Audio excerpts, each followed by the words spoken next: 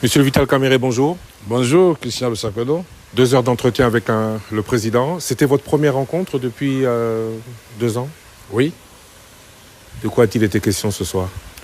Nous avons parlé d'abord de notre partenariat que nous comptons renforcer à travers nos partis INC et IDPS et bien plus au sein de l'Union sacrée.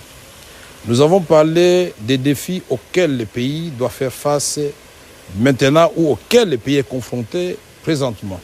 Les défis sécuritaires avec l'Est du Congo qui est en ébullition en ce moment. Les défis alimentaires, c'est-à-dire avec cette pauvreté criante.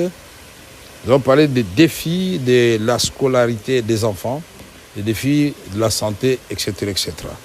Nous n'avons pas seulement évoqué les défis, mais nous avons évoqué la manière de les relever. On ne peut pas gagner une guerre sans mettre de l'ordre dans l'armée.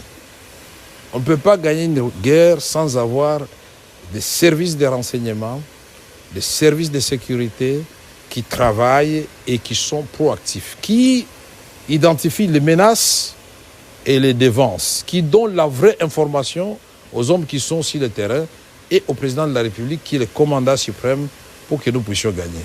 D'aucuns pensent que le président va gagner le combat, c'est-à-dire il va descendre lui-même. Si le terrain commence à tirer, c'est ce qui nous font mal. Non, c'est une question d'abord qui concerne l'armée qui est l'outil de défense.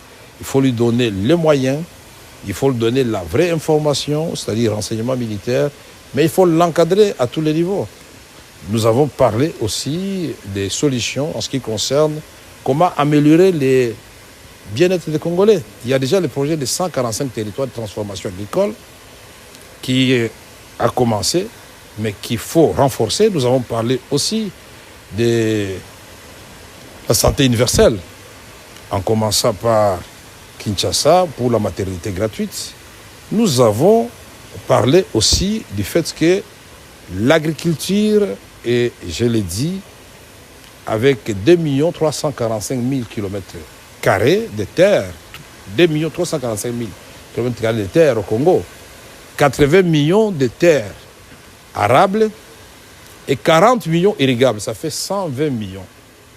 Le même espace cultivable que la Chine, qui nourrit 1,5 milliard de Chinois et qui exporte la différence. Il a été établi que le Congo peut produire pour 2 milliards de bouches. Donc ça signifie que nous devons mettre tous les moyens qu'il faut dans ce projet pour que le Congo devienne vert et qu'on produise. Nous avons parlé aussi de l'amélioration des salaires des fonctionnaires, des militaires, de tout le monde. Vous avez parlé donc de la gestion, vous avez parlé du mandat qui est en cours et que vous aviez commencé ensemble. Un mandat que vous allez continuer ensemble?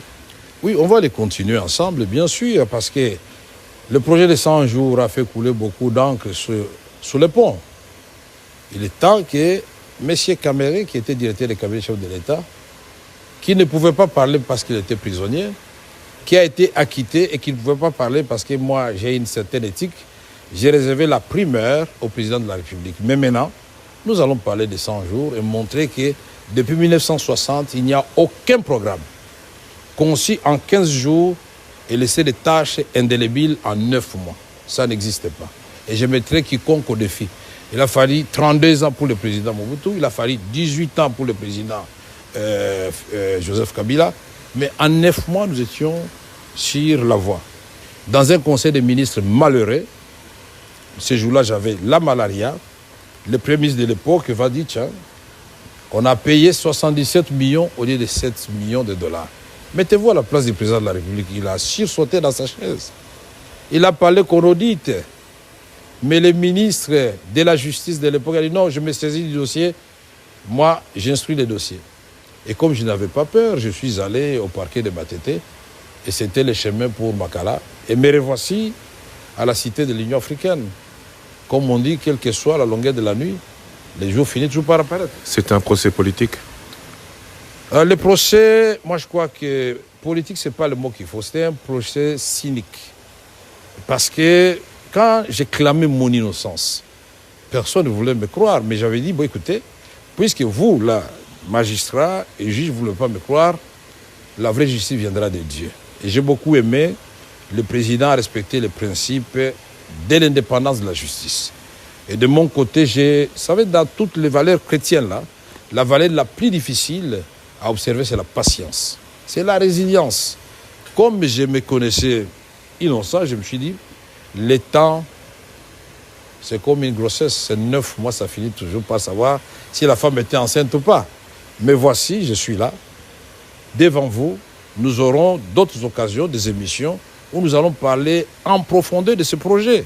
142 écoles construites, 132 centres de santé, un grand hôpital Lumbashi, un pont de 145 km dans le Tanganyika.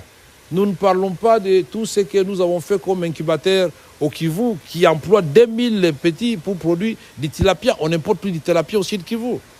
Je ne voudrais pas dire ce qui a été fait dans les Kasaï. Au moins une province, chaque province parmi les 26 a été touchée par au moins 3 projets. Que ce soit 77 ou 7 millions, beaucoup de gens aujourd'hui se posent la question suivante, où est passé cet argent? Est-ce que vous vous sentez aujourd'hui redevable de cette réponse à la population? Non, aujourd'hui, moi, je dois remercier d'abord la Cour de cassation. Puisque pour beaucoup de gens, ils ne savent pas que la Cour de cassation, c'est la Cour qui juge les jugements.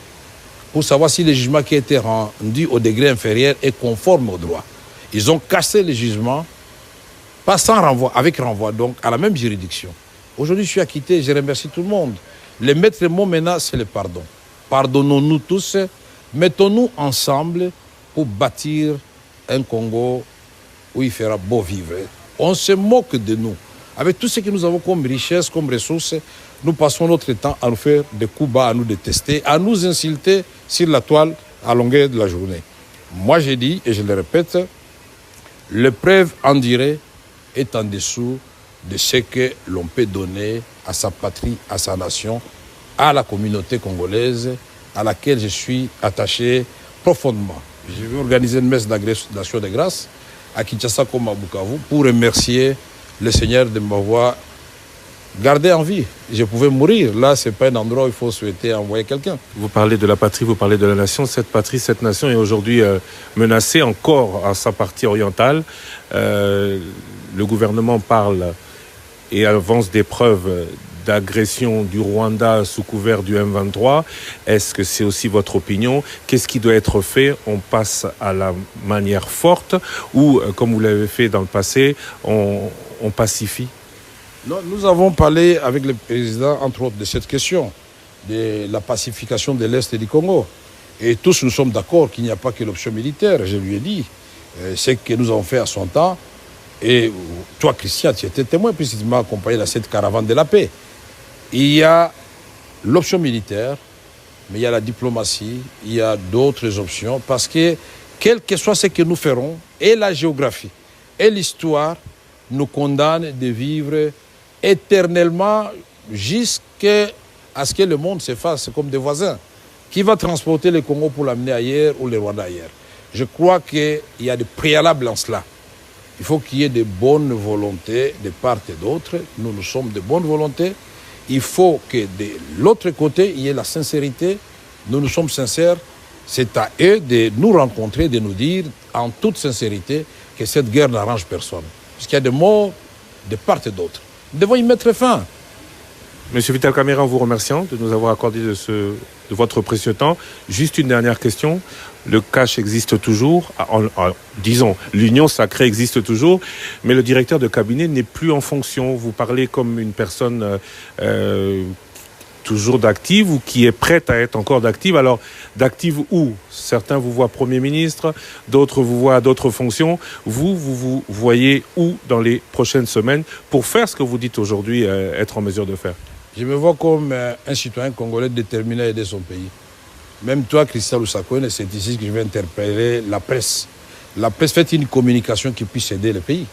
Dans les réseaux sociaux, faites des choses qui puissent aider le pays. Il ne faut pas être nécessairement Premier ministre, Président de la République ou ministre pour aider son pays.